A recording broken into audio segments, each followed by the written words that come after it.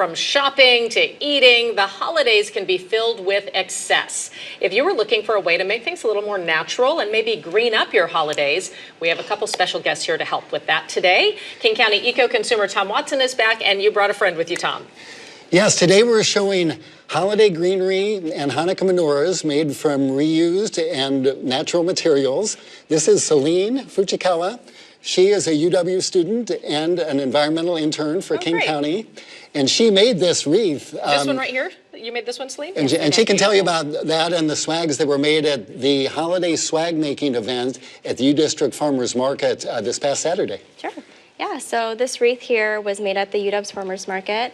I made it out of two different types of leaves. So I made it out of Japanese spruce fir and then cedar. Okay. And then all of the materials here are either repurposed or donated from the volunteers. And That's so great. everything is recycled and natural. And it's all just, I wanted to see how you made it. It's just tied together, is that right? There's no base on it. Yeah, so I didn't end up actually using a frame for it. Because I saw you brought this one here, so this is something people could get in. Yes, we brought that. Thank you for holding that up, Molly. It's to illustrate how someone can take that from a store-bought wreath and use that the following year. Oh, sure. Okay. Many people like to use frames for wreaths. They find it easier. But Celine and some other folks at that event made this great one, just figuring out how to do their own wood branches. And keep the shape. And somebody could actually find greenery like this just around their own house. Absolutely, yeah. So, you know, the thing that we're trying to incentivize is that you can get all the materials in your backyard.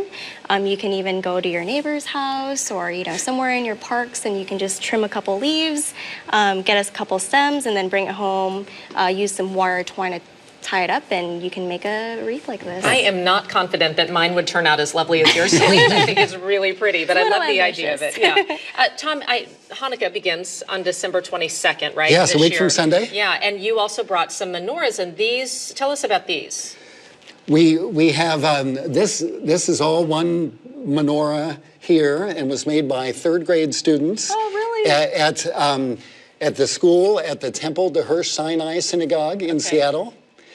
And so oil is significant in the Hanukkah miracle story, and so these would have oil in them, and then they would be lit. And there's the one in the middle is the shamash, or the helper candle, and then each one of those more candles would be lit during the 8 nights of Hanukkah. Right. And then the high schoolers, also at Temple De Hirsch Sinai, they made this traveling menorah. Oh, a traveling menorah. And okay, so this is the Altoid tin that we're looking at over here. And all of these things, it's instead of buying stuff, I mean, you could buy your holiday swags with plastic stuff, and you could, there's plenty of menorahs and all the holiday stuff that you can buy, but making them yourself is really more fun. The kids had a great time. They, for kids, it's great sometimes because they're on field trips, or they want to have some Hanukkah tradition at night, and so they want to have this menorah with us. It's pocket size or travel, so that's the shamash, and then you light the different candles.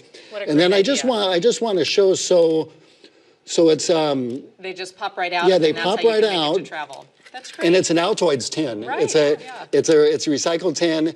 They hot glued nuts in there, like nuts and bolts, right on the and they're right on the perfect little bottom. candle holders. Tom, that's wonderful. Thank you so much for bringing these in. Great examples. And Celine, thank you as well. For more information on all of this, how you can green up your holidays, go to our website, KOMOnews.com.